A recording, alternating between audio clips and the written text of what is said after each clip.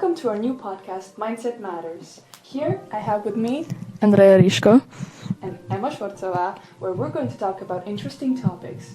Our topic today will be about dress codes at school. First, let's talk about the meaning of dress codes. Here we have our guest, Mr. Morales. Mr. Morales, what would you like to say about dress codes at school? Well, I think that it is important for students to keep some sort of policy and some sort of order, not just in dress code, but in other things. And I think that the way that we dress is a way to express ourselves, and I would hope that dress codes in general help students feel like they are at school and that they are prepared and ready to learn. So in general, I do like dress codes. I do understand that there are many ways to look at it and different types of codes and different types of policies. But in the end, if there is something that we can all kind of like agree on, then I think it really helps build a sense of community, a sense of belonging, and also, especially at school, a sense of learning. Any comments? Okay, let's go on to our questions then. God. So, we're going to be asking you some questions about dress codes, and we'll see how it goes.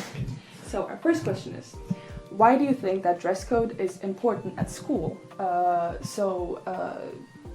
First we will ask as a teacher, and then we will go on to ask personally. So, first as a teacher. Okay. Well, as you know, first of all, I'm really happy to be here. Sorry, I didn't say that before. And thanks for inviting me. But yeah, I work as a teacher at American Academy in Bratislava and also in the English International School of Bratislava.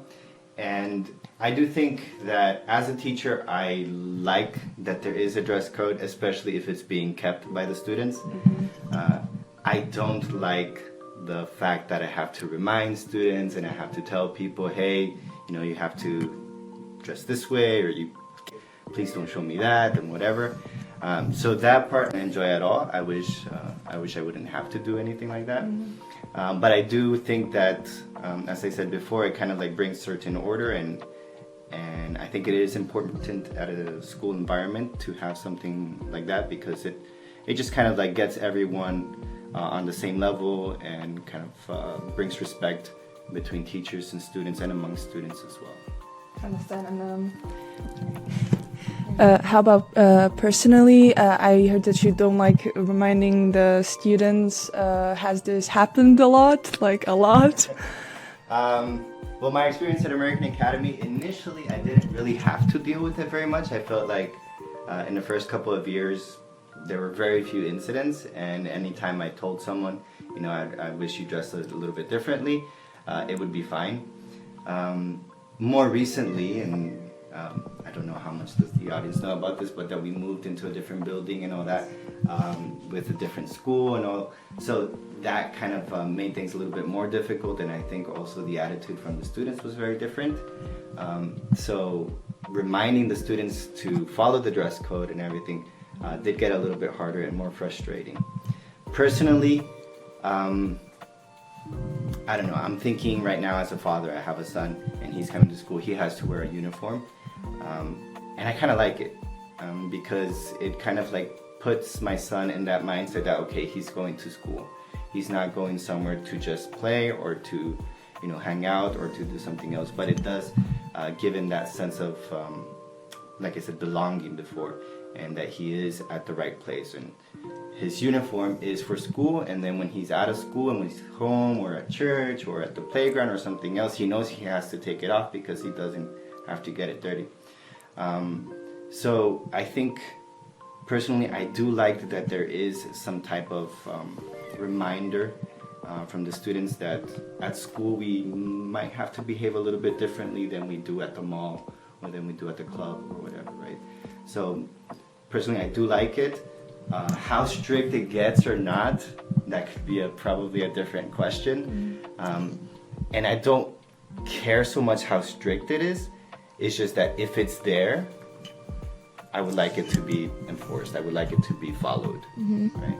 I see. I have a question. Why do you think the attitude of the students got so much worse when you move into a new building and you have to keep reminding them and keep reminding them? I'll answer that by my experience. Okay. Because I think many of us came to this building unwillingly, and being put into being put together with two different cultures, or school cultures, in a different environment and everything. Obviously, it led to some pushback, and I think ways to express that pushback would be maybe rebelling a bit. I'm not sure if that's the right word, but definitely going against something just to kind of like show that I myself am not happy with some of the things that happened by moving here, but I showed it in different ways, right? It was more of an emotional, personal thing than an outward expression. And I think that maybe the students wanted to show some sort of disagreement by that. And it's also good to put it in context because EISB used to be, or kind of still is, a uniform school. And so coming from something that is non-uniform to uniform, I think kids were a little bit afraid and nervous that, okay, so now we're going to start wearing uniforms and all this. So kind of to show that outward expression of like, no, we don't want that change. No, we don't want to do that. Maybe the attitude turned a little bit differently. Okay, I see. You want to do it? Okay. So, our second question, would you like to ask the second question? Sure. Has the dress code had any positive influence on the students from personal point of view? Specifically in American Academy, I think yes. I don't think it's too different from anything that people would wear outside of school. Maybe I guess when it gets warmer, we start seeing a little more skin and whatnot, right? But other than that, I think it's quite normal thing to think about when you're going to school, that you're going to dress up a little bit differently. So I think it does create a positive influence on the students in the sense that, okay, so I know at school I have to behave a certain way because I'm going to be learning. That said, rules and teenagers don't go very well together. So when we start reminding rules and when we start enforcing them, we're obviously going to get this pushback. So I think that having a dress code policy is good in the sense that it will create this structure, and if it's not too tough, if it's not too different from what kids are already used to at wearing outside of school, then it's not going to create much pushback. But then if we do change it a lot to what they are used to from wearing at home or from wearing when they go out, then I think that, okay, there will be more controversy there.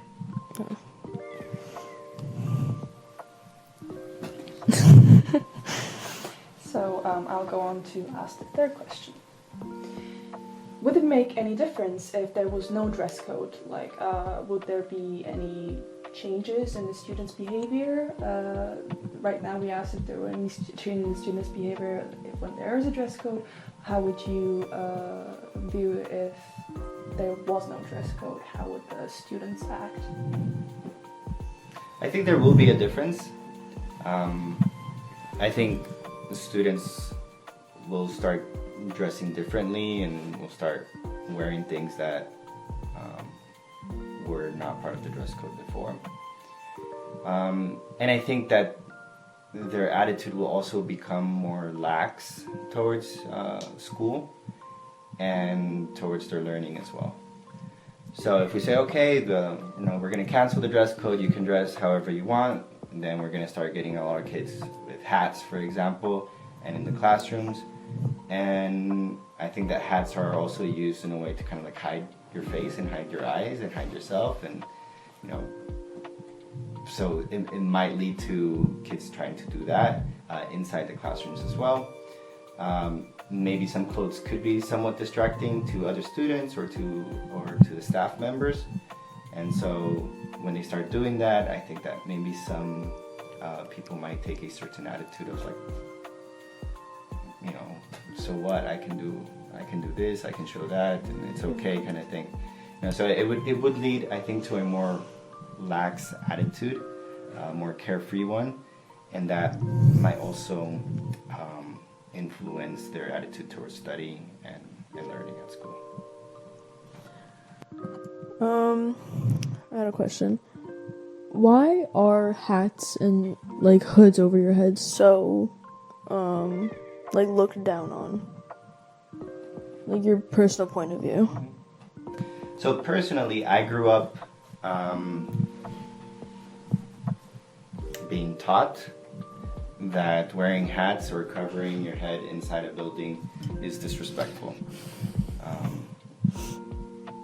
You don't go into a bank with hats, you don't go into, formal buildings, government buildings, or a theater or institutions like that with hats and covering your head.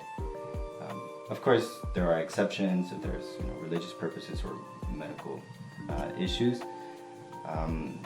But just the fact of trying to cover your face or your eyes, because it's not only your head, not only your hair. I grew up personally thinking that was wrong, that's disrespectful. Mm-hmm.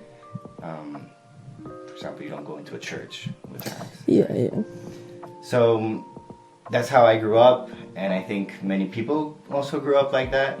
But I understand that there's a new generation and everything that want to wear hats. Personally, also, I used to go to a school where I had to wear uniforms. And we would have, once a month or once every 2 months, a non-uniform day. Right? And I remember one day I took my hat to school because it's not part of the dress code. Mm-hmm. And so since there was no dress code, there was no uniform that day, I thought, okay, I can wear a hat. My high school principal was extremely mad at me for wearing that hat that day.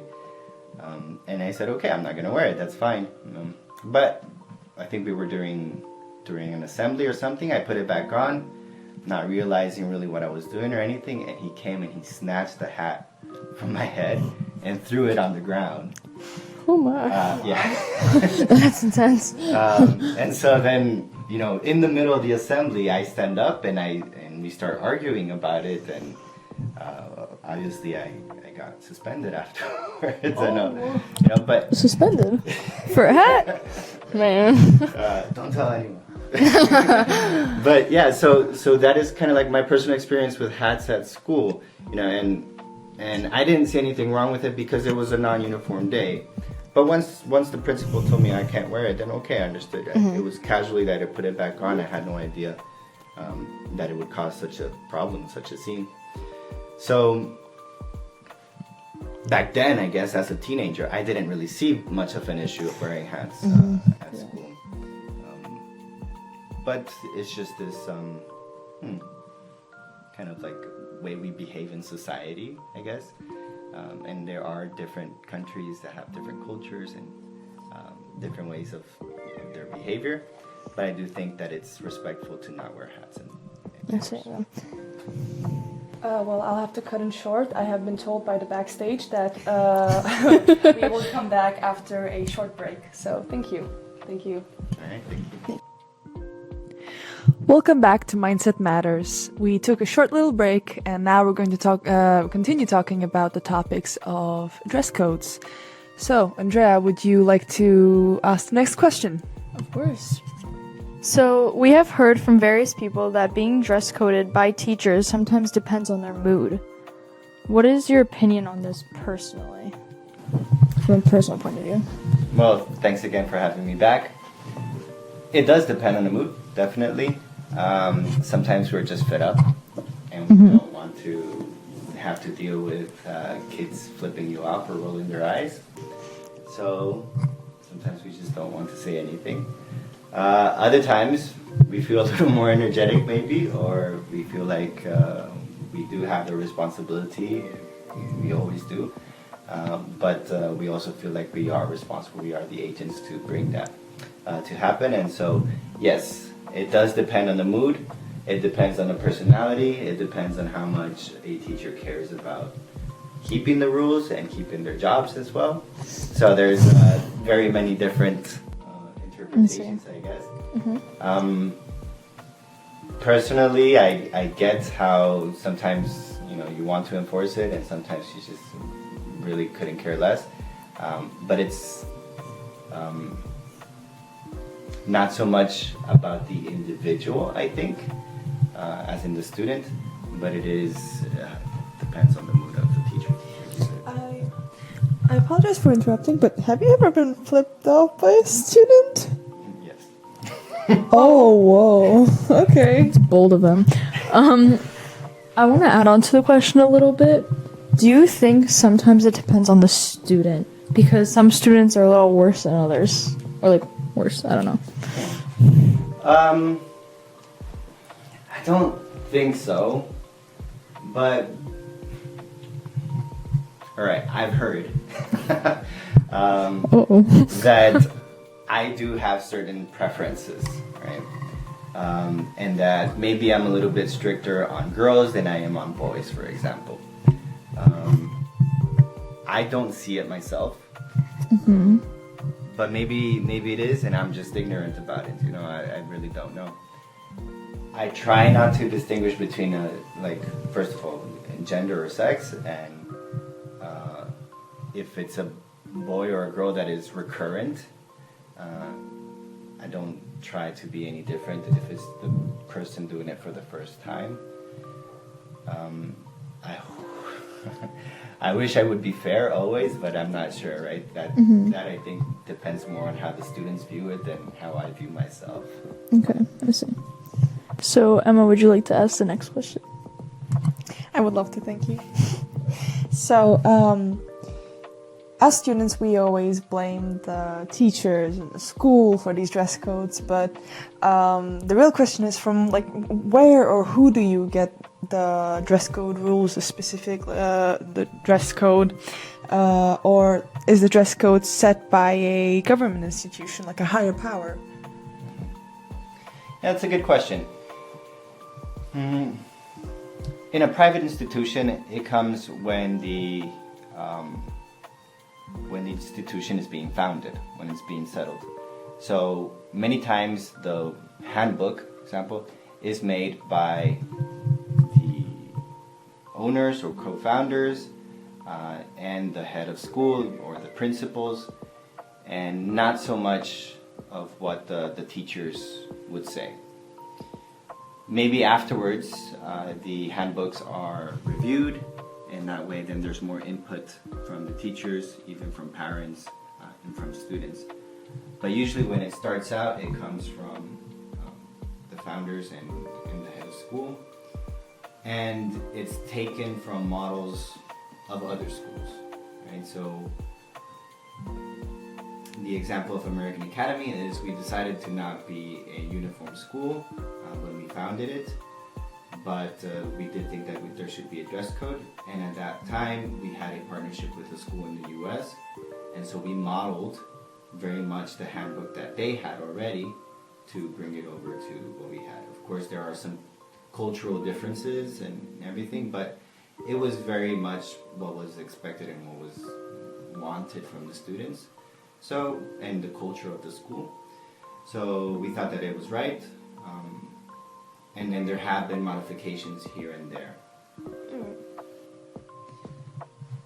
Any personal questions?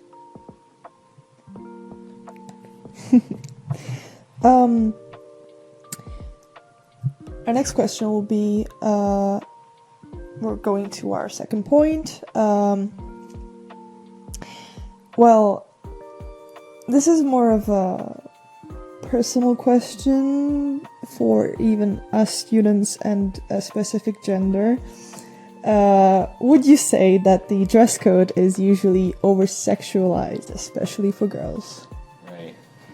Yeah, and I'm going to go back to that point where, many think that I am more lenient towards Yeah. boys than I am towards girls. I don't see myself as being like that. Actually, if anything, I would be the opposite. But I try not to be that way. I don't think that the dress code really will make a difference between boys and girls. There is, for example, not showing your belly. That is the same for boys and girls. Right? Makeup, it's the same for boys and girls. Color of your hair, it's the same for boys and girls. Things like that will not be different. Now, that our culture is more prone to, and by culture I mean like European, for example, is more prone to having girls dress differently. That might expose more parts of their body, or sexualized, I guess. That is a different topic. However, the dress code itself does not distinguish between the genders. And it says no tight clothes, right? Or like skin tight clothes, I think is the word for word phrase. That is also for boys, right? So boys shouldn't wear skin tight clothes and show their package, right? So like it's the same thing for boys and girls in that case. What about during the summer when specifically I'm going to talk about this dress code in this school because we didn't really have this in my elementary school. I mean, we were kids, but off topic. What I was going to say that when girls during the summer they wear clothes that reveal their shoulders. This is against the dress code. Would it also count for boys if they wore something that showed their shoulders? Yes, of course, definitely. Yeah. We call them wife beaters. They're sleeveless, right? And so yeah, that would also count for boys. Okay. Okay, thank you. Okay. So next question, specifically for this school, how come the middle schoolers wear uniforms and the younger students, but not above, I think, grade 8 or like grade 9 it is? Yeah, high schoolers. Wow. Okay, so that one was somewhat of a compromise that we had to reach. And putting it into context one more time. Last year, American Academy was bought by English International School, and so we put basically two schools together with very different cultures. English International School was a uniform school until I believe the DP, which is the last 2 years. So they had to wear uniforms until what we call our 10th grade. And when we're coming in, we're without uniforms. And so one of the biggest fears from the students and from their families was that, oh, so now we're going to start wearing uniforms when we're coming in here. And there was a very, very strong pushback from that. Nobody wanted to wear uniforms, apparently. And I remember making an April Fool's joke saying that we're going to start wearing uniforms very soon or whatever. That's a really bad April Fool's They joke. believed it. Oh no. Everyone believed it. Really? Yes. On April Fool's Day they believed it? Exactly. Oh, Exactly, stupid yeah. people, stupid people. It was really believable. They're really scared. Well, if it gets told to you on April Fool's Day, what do you think? Imagine getting an email. On April Fool's Day. It doesn't On April Fool's Day. I didn't think that teachers had a sense of humor. I'm sorry. On April. Whoa, that's another. On April Fool's Day. I'm joking. That's my point. Okay. I'm joking. Anyway, so I made that joke, and but I think it was always kind of clear that we would not wear uniforms because there's just a very strong attitude against uniforms coming from the American Academy. But then when we were putting classes together, when we were putting kids in the same class from two different schools, then obviously it was going to be very weird of seeing some kids wearing uniforms and some kids not. And those that were wearing uniforms will probably also rebel. And so kind of like the compromise that we thought was like, okay, so let's leave it up to a certain point where we'll still keep wearing uniforms. And then after that point, then uniforms is optional. obviously nobody wants to wear the uniform, so we all understood that no one's going to wear the uniform after that point. But it was some sort of compromise. English International School has always been a uniform school. That's how they were founded, and that's how they wanted to keep it. But because of this mixture, then everyone had to reach some sort of compromise. Why did it stop at a certain point, though? Do you think because the older kids would be more upset than the younger kids if some had to wear uniforms and some not? Yes, I think so. And at the same time, American Academy has more students in the high school than in the middle school, and so might sound a little ugly, but the pushback wouldn't be as strong from the middle schoolers than from the high schoolers, and so the middle Poor children. So then the middle schoolers were put into kind of like a same category as English International School. We called it a quasi-uniform for them because they don't have to wear the logos or anything like that, but they still have to dress with the same colors. Oh, so that's why I see some people wearing like kind of the same formal clothes but no logos on them. Right. Okay, I see.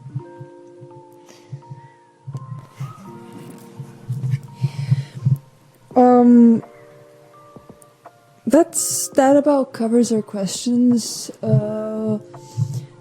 Would you like to say any personal, would you like to talk about equality? Would you like to mention anything about how other teachers view? Actually, that would be a very nice. What do you think about how the new teachers that some of the students from the American Academy School didn't have?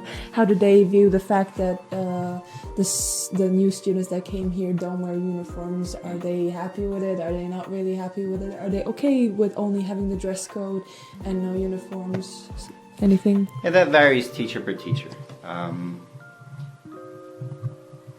I know personally some teachers never liked uniforms and they think that, it doesn't quite fit nowadays, especially like in a European school where nobody really wears uniforms. 2023. And that, I guess. And then other teachers really don't mind if it's uniform. It's just as long as there is something written, which is kind of like from our first question, I think, that we were talking about. If there is a policy, we follow the policy. That's it. Whatever the policy is.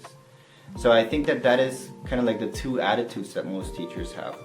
Some just either are way too tired or careless about these things, and so, turn a blind eye or pretend like they don't see something, and just don't want to go in the trouble of saying, hey, please take off your hat again for the 100th time this day, versus others are like, okay, well, if there's a policy, I'm getting paid to enforce this policy. This is my job. This is what my contract says. Therefore, I will want to keep my job. I will want to do my job well. If the policy says this, then I'll keep it. If the policy says something else, I will also follow that. All right. So it's kind of this attitude. For one, I feel like I do turn a blind eye many times, and I don't think it has to do with a boy or a girl. It's just for both sides. I think for both sexes or genders, I do that. But I am conscious that my role in the school is to enforce policy, is to keep it. And I always tell even the teachers, when they ask me about certain things, I'm like, that's what we're paid for. This is it. We can pretend to be cool and, get closer to the students by saying, oh, whatever, you can do what you want, kind of thing. Those teachers are really cool. But they also don't follow the culture of the school, the formal culture that the school has set. Right? So it can even get them into trouble. So I'd rather not be much in trouble and keep what the policy says.